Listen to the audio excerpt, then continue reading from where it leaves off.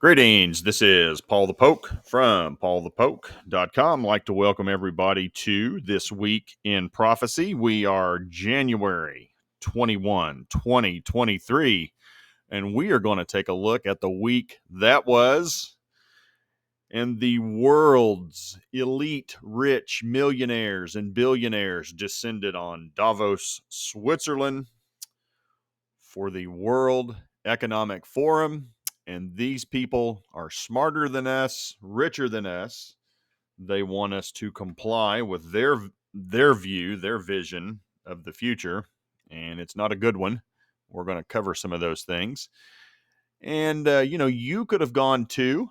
I'm sure the prices are elevated from what they're showing here. You could stay, at 4 and 5 star hotels for $500 a night, 400. Some little hostel there for 156, 326, 230, 355, for 4 and 5 stars. But these are the elite. They are intellectually elite, morally superior, and they know what's best for all of us. And this group, for those of you who are not familiar with the World Economic Forum, their leader and founder is Klaus Schwab of Germany. And he opened the 2023 World Economic Forum with a call to master the future. And so I'm going to provide links for all of this stuff. There's greetings, Mr. Bond.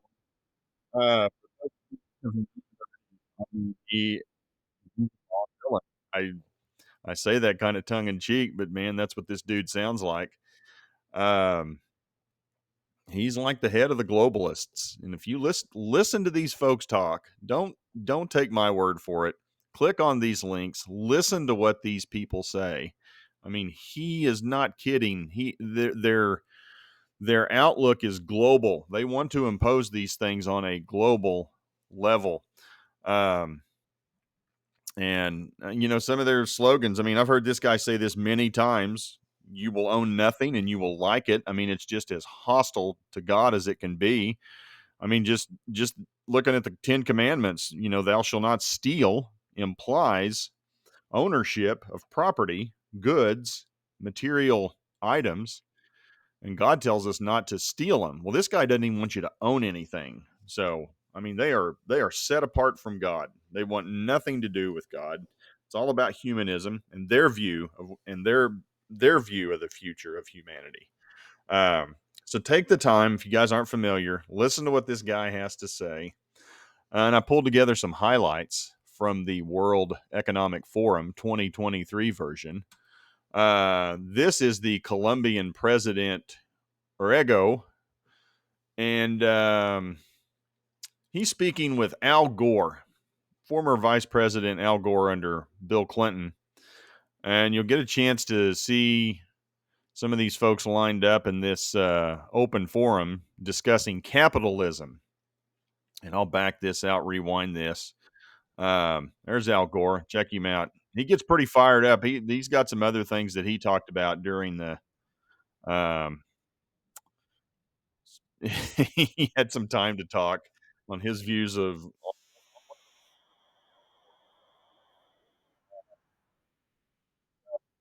the Colombian president. Capitalism helped create global warming and our state of global anarchy. It's the weather's fault. And capitalism's fault. My mistake. I need to quote this correctly. Capitalism helped cause all this stuff. Create it.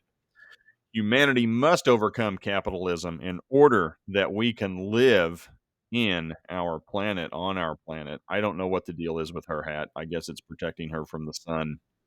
Um, but that's what these people think.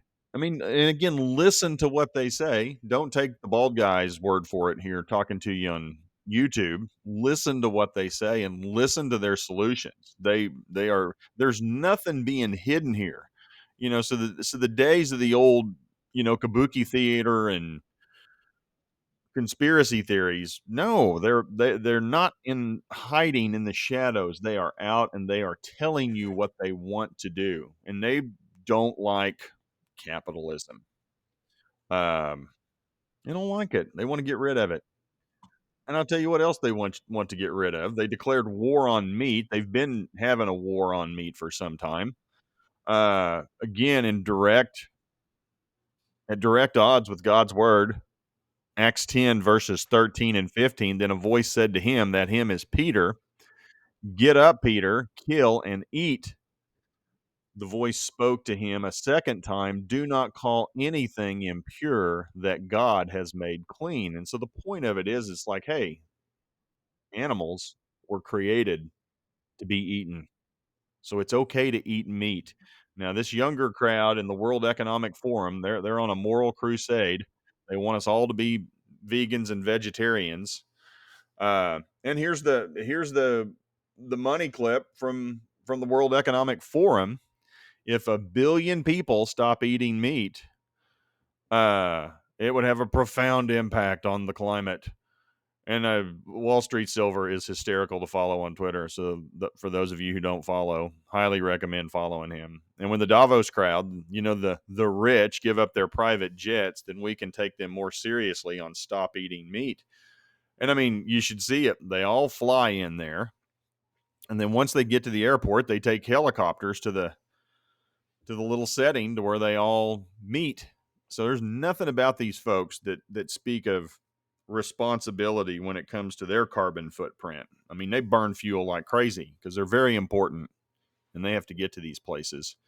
But that's what they're looking at. They want to stop people from eating meat.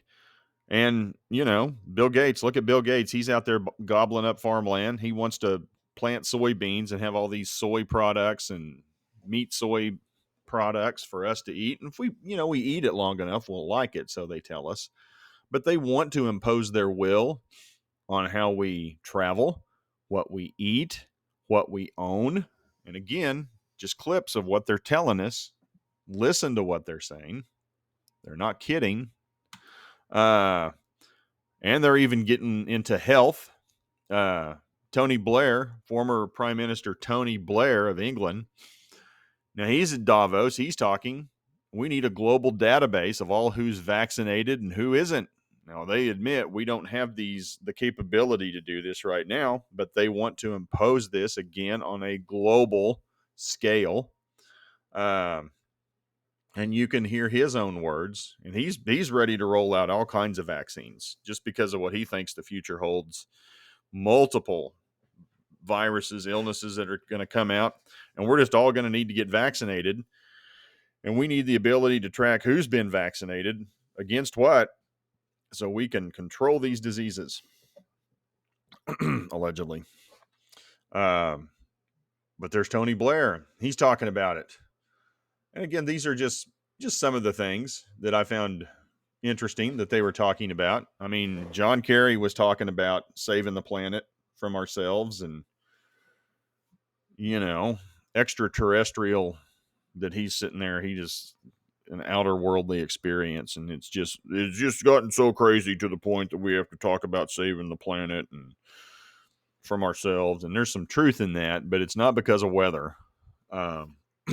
Anyway, and by the way, I believe the climate is changing. I am not saying that the climate is not changing. We are seeing some crazy things happening from a weather standpoint on this planet. I do not dismiss that. I believe that. I see that.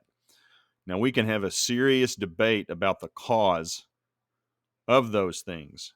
And I'm not here to poo-poo on the idea, but the idea that we need to radically modify our behavior just doesn't make any sense. Because I mean, the biggest issue with the climate, I mean, we can sit here and talk about all this climate change stuff we want to, but the reality of it is you're looking at roughly, 3.4 billion people in China and India alone, and then you mix in Southeast Asia. I mean, you're looking at over half of the population of the planet. They're still cooking and heating with wood. China is China's consuming more coal, and they're building more electrical plants, coal-fired electrical plants. China consumes more coal than the rest of the world combined. Now we can talk about all this climate change stuff and all the things we need to do to modify our behavior, but none of this stuff is going to matter until you get China and India and Southeast Asia on board. I mean, you can look at the things we've done in the West, specifically here in the United States, to reduce carbon emissions. Yes, we are reducing carbon emissions. You can look at the charts and reports on that. Yeah, it's important to keep our environment clean. We all want to live in a clean place, and we don't want it polluted. But holy cow, we could do it to the best of our abilities and do all these things, but until there is change in other people's behavior in other parts of the world, specifically where most of the people are located, and that would be India, China, Southeast Asia, it's not going to change. It's not going to change. They don't have food. They don't have resources to buy electrical cars, to frankly have electricity in houses. Again, they're cooking with wood.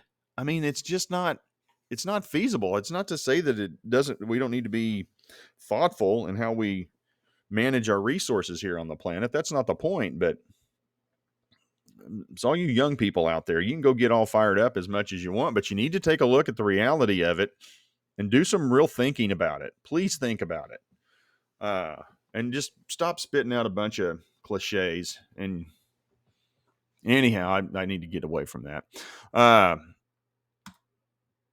And then we close with some entertainment from the World Economic Forum. Highly recommend. You bet. Get it. Pick it. And then she's playing some sort of air flute. You need to hear her vocalizations. And this is music and entertainment in an enlightened world.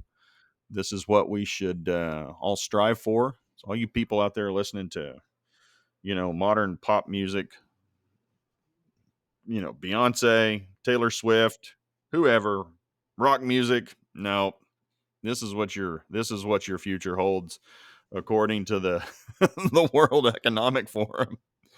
And he's gonna finish up here the big finish, and ole! All right, yeah, looks good.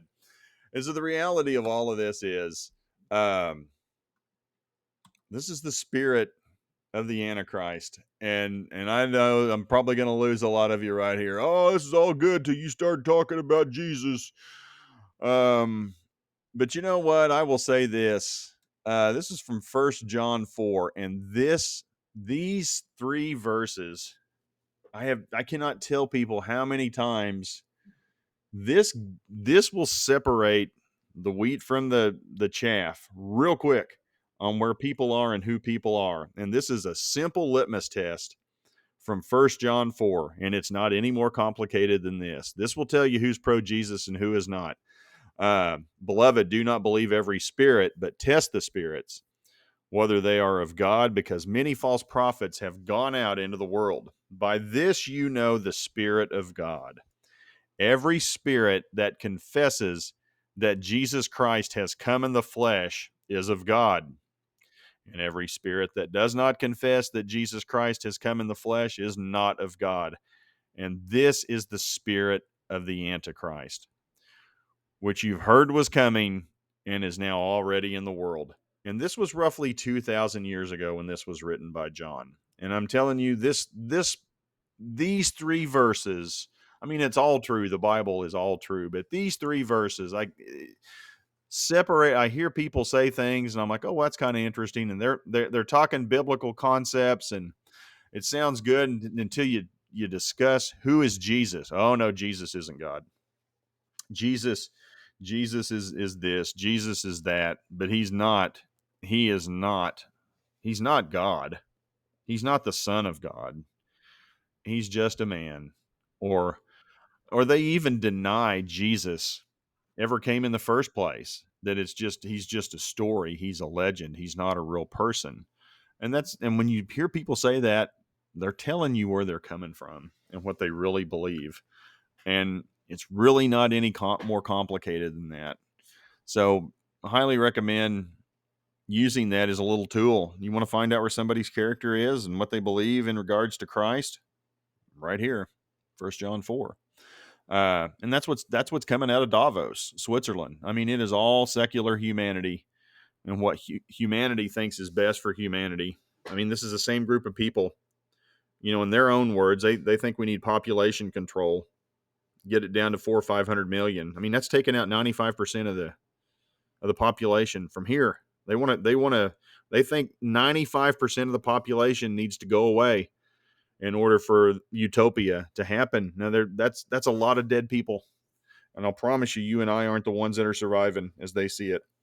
So, we're trending in these directions of an end time scenario. How close are we? I don't know. But when you got a group of people who just got together and they believe that 90 to 95% of the population needs to disappear for the betterment of the planet, they're not of God. They're just not of God. And so from Davos, we're going to go to Ezekiel 38 specifically. For those of you who are new to the show here and the material, Ezekiel 38, we spend a lot of time on it. Specifically, we're going to look at Gog of the land of Magog, the prince of Rosh. We here at PaulthePoke believe that is modern day Russia. And we're going to focus on Russia. We're also going to take a look down here at verse 5, Persia. Got an article about that. And then we also have an article, I will turn you around and put hooks into your jaws. God is going fishing. We're going to discuss more bait. This future invasion of Israel is for economic reasons. It's all about commerce. We'll take a look at verse 12, to take plunder, take booty, stretch your hand against the waste places. Have you come to take plunder? Have you gathered your army to take booty, to carry away silver, gold, to take away livestock, goods, to take great plunder? It's all for economic gain. They're looking to steal. They're looking to take from Israel, they being Russia, alongside with Iran, modern day Turkey. We will dive into Ethiopia and Libya. That's interesting that they will join this coalition of nations, especially when we discover who's had a big natural gas find in the Eastern Mediterranean. But we'll start first with Russia. And this was in multiple news outlets across the world, frankly. I chose military.com, but you can see this. Russia to boost troops in the West, in the western part of Russia, expanding army to 1.5 million people. So they are looking to grow and expand their army.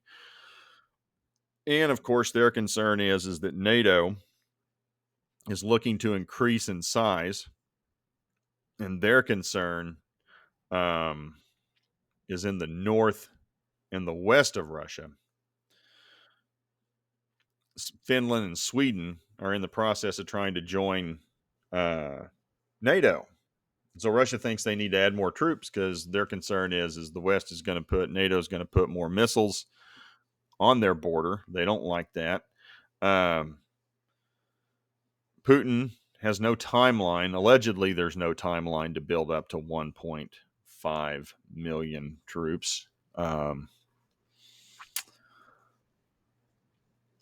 Where was it I saw this? They did have some numbers within. Yeah, there we go. Russian President Vladimir Putin last month approved Shoigu's plan to boost the size of his military from the current target level. So right now they currently have 1.15 million, and they want to build it up to 1.5 million. So it's roughly about a 25-30% increase from what it is now.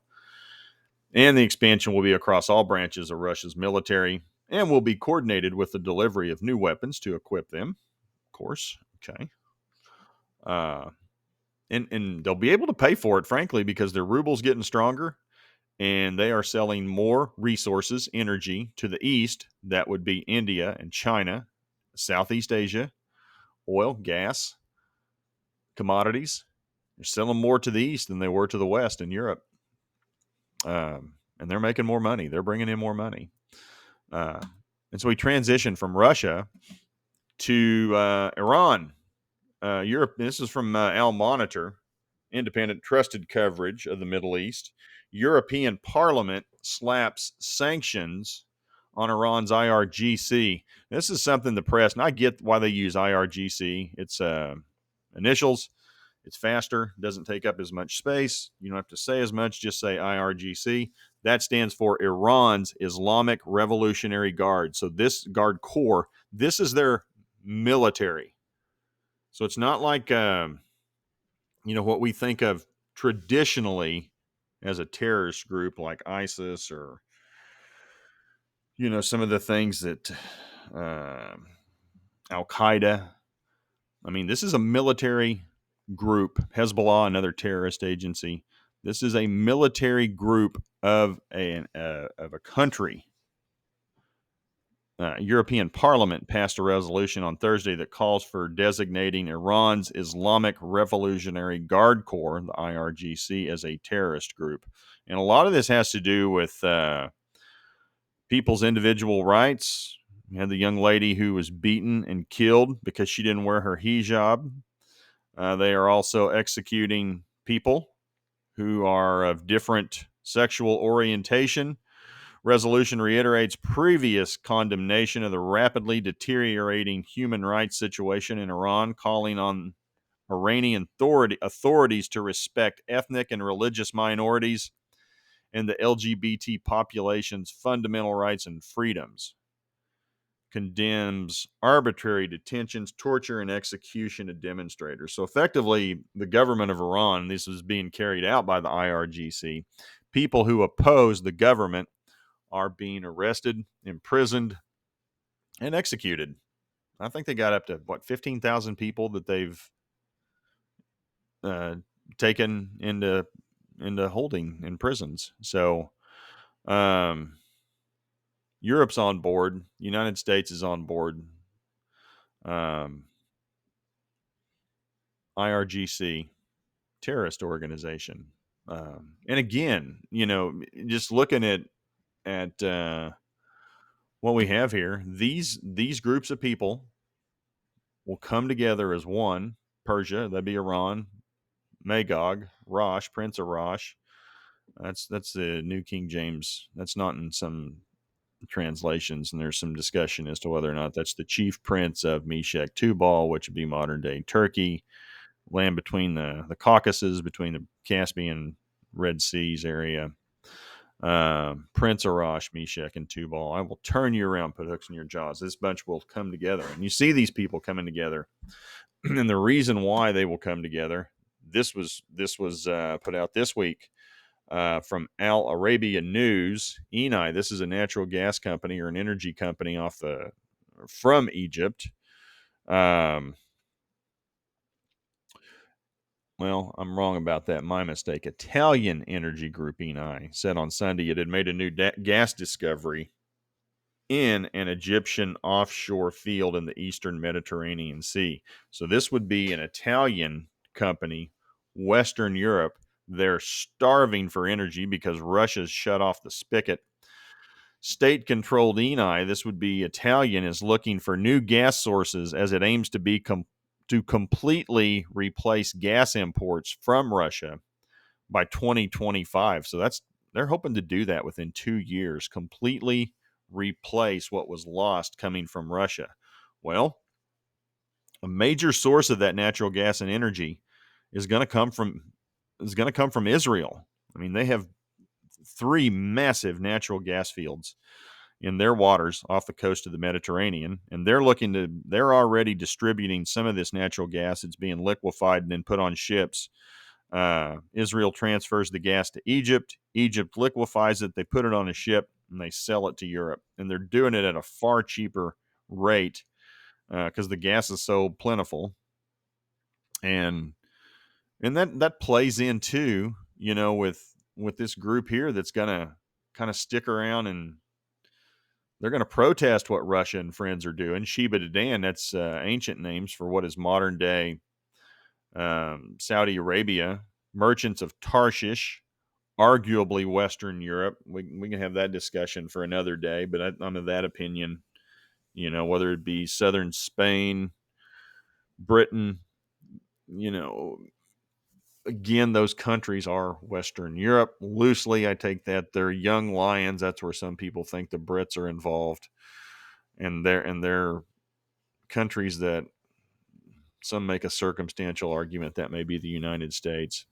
But that's kind of the way we would be right now if Russia would decide to do that. You think we'd do anything about it? No, we've not done any. We'd do it from a proxy. We'd send weapons and money, resources, but we're not moving our troops in there.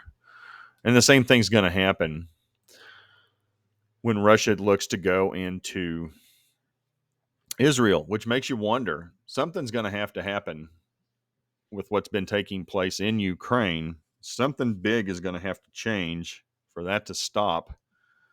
Or it would stand to reason that Russia will put its foot down, take control of that situation, be emboldened, and then want to move more into the Middle East.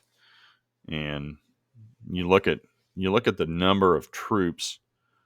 So they'd be like grasshoppers, turn you around, lead you out with all your army, horses, horsemen, all splendidly clothed. A great company. I think the grasshoppers comments, a whole bunch of them. Oh, no, it is. It's right down here. You will ascend, coming like a storm, covering the land like a cloud, you and all your troops, many peoples with you. Okay. A whole bunch of them are coming. Maybe the grasshoppers comments is in 39. Bottom line, lots of troops moving into the Middle East to go invade Israel. And you can see these things being put into place. The dominoes are being set up. I do just open speculation here. I think at some point, Russia is going to put its foot down in a big way and just bring Ukraine to its knee. We'll see. I could be very wrong about that. But if this event that we're looking at here in Ezekiel 38 is close, things are going to need to turn between Russia and Ukraine. Somebody made some comments about that, and I was of the opinion they thought it was some time away, and I would agree it is some time away. This is comments from a reader, and then my response to that would be, he thought it was a ways off, and I'm very open to that idea. But I would view this scenario in this way. It's kind of like, when you see all the things getting ready to be put up in the stores for Christmas, when you see the Christmas trees for sale and all the Christmas lights for sale, know that Thanksgiving is close. Because, it may be, and arguably you can make a very good case for this invasion takes place toward the latter half of the tribulation. And some people think it's before the tribulation starts. I don't know. It's an event that will take place. Now, the when of it remains to be seen. Good arguments on both sides. So, and we're going to close with some words from Jesus. Matthew 24, verse 9, then they will hand you over to tribulation and kill you, and you will be hated by all nations because of my name, Jesus' name. And at that time, many will fall away, and they will betray one another and hate one another. False prophets will rise up and mislead many people. Lawlessness is increased. Most people's love will become cold. But the one who endures to the end is the one who will be saved. This gospel of the kingdom shall be preached in the whole world as a testimony to all the nations, and then the end will come. And Jesus said this was coming. People will become hostile toward those who are believers in him. And this happened in the United States earlier this week, or toward the early part of January. It's a bit stunning. A man was asked to leave the Mall of America in Minneapolis just for wearing a Jesus Saves t-shirt. They wanted to kick him out because of a t-shirt he was wearing. There it is. Jesus is the only way. And on the front of his t-shirt, it says, Jesus saves. This big boy right here, he's the one that's very hostile toward this guy. Tells him that his shirt's offensive. And the guy's just walking around. I think he was going into Macy's or some store. I don't know. But I will leave this link up. Click on this, listen to this. You can see how they are toward this guy. There he is. Jesus saves. He's just walking around, not like he's evangelizing. For a deeper dive, Daily Mail has multiple articles of this topic. It's offending people, they say. So said the cop. Man wearing a Jesus Saves t-shirt at the Mall of America. Ordered by security guard to take it off or leave. And this did go viral, this video.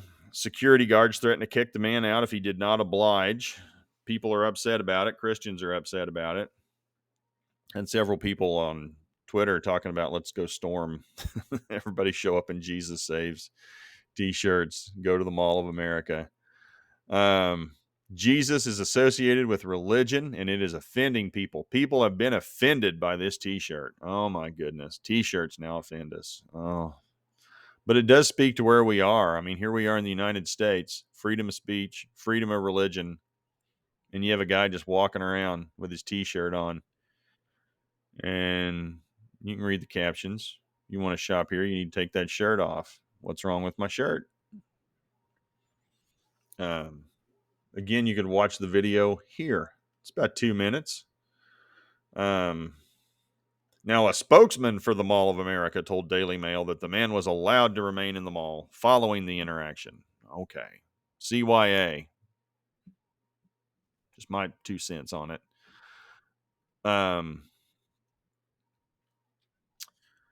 It kind of speaks to where we are in time. I didn't say anything. I didn't speak. I just went to Macy's.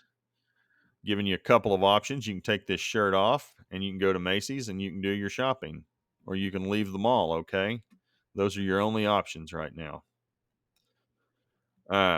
Officer later claims this gentleman was engaging in, quote, religious soliciting, which the mall forbids. Okay.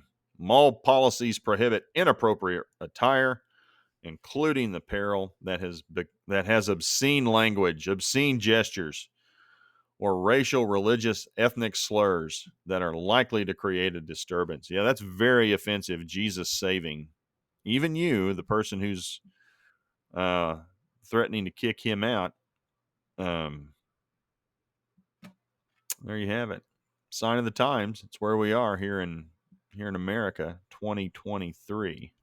So, appreciate you guys following along. Hope you enjoyed this week in prophecy. Please feel free to share with others. Also, we'll have something coming up probably within the week with the Watchmen. At least that's our intent.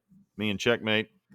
I do understand this is growing. Lots of people, lots of new people are coming on, have questions, and I need to do a better job of explaining myself where this is coming from with support from Scripture, from the Bible, as to why we choose what we choose to talk about and why it's relevant. So, appreciate you guys taking the time to follow along. Please feel free to share with others, and wishing you a great week.